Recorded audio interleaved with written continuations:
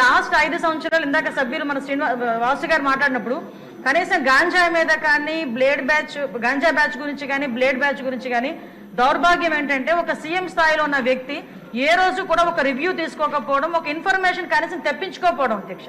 దీని పర్యవసానం ఏదంటే 5 సంవత్సరాలు దీన్ని క్యారీ ఫార్వర్డ్ చేసుకొని ఈ రోజు ఇంతవరకు రావడం జరిగింది అధ్యక్ష.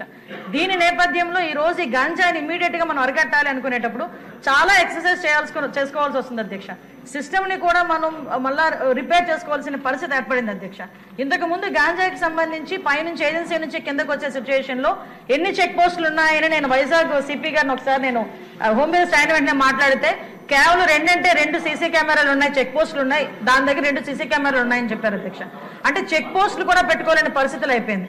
ఈ రోజు మళ్ళా తిరిగి గాంజా నిర్మూలనకి పర్టికులర్ గా ఎక్కడెక్కడైతే ఏ ఏరియాస్ నుంచి అయితే మనకి ట్రాన్స్పోర్ట్ జరుగుతుందో ఆ ట్రాన్స్పోర్ట్ అన్ని ఏరియాలలోని కూడా చెక్ పోస్టులు ఏర్పాటు చేసుకున్నాం. చెక్ పోస్టుల దగ్గర సీసీ కెమెరాస్ ఏర్పాటు చేసుకున్నాం అధ్యక్ష. ఏ గాంజా తీసుకునే వ్యక్తి కూడా ఎక్కడ కూడా తప్పించుకోకూడదనే ఉద్దేశంతోనే సర్వేలెన్స్ కింద సీసీ కెమెరాలు ఆల్రెడీ ఫిక్స్ చేస్తున్నాం అధ్యక్ష.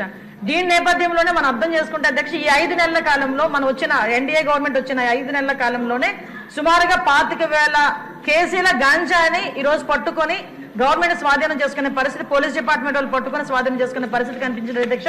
దగ్గర 916 మందిని కూడా ఈ రోజు మనం జూన్ నుంచి అక్టోబర్ వరకు చూసుకుంటే 916 మంది మీద ఆల్రెడీ కేసులు నమోదైన వాళ్ళందరూ కూడా వెళ్ళారు అధ్యక్ష. ఇందాక గౌరవ సభ్యులు కూడా జైలుకి సంబంధించిన విషయం కూడా చెప్తున్నారు అధ్యక్ష.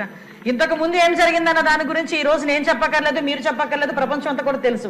కానీ ఈ రోజు మేము వచ్చిన తర్వాత మా నిఘా యంత్రాలు ఎంత క్లియర్ గా పనిచేస్తున్నాయంటే ఎప్పుడు నుంచి జరుగుతుందో అర్థం కాదు. రాజమండ్రిలోని ఒక ఫార్మసిస్ట్ ఒక జైల్లో ఉన్న వ్యక్తికి గాంజా తీసుకెళ్లే పరిస్థితి నిన్న మొన్న కనిపిస్తే ఇమీడియట్ గా దాన్ని మా నిఘా యంత్రాలన్నీ కూడా పట్టుకొని అతన్ని కూడా అరెస్ట్ చేసి జైలుకు పంపించిన పరిస్థితి.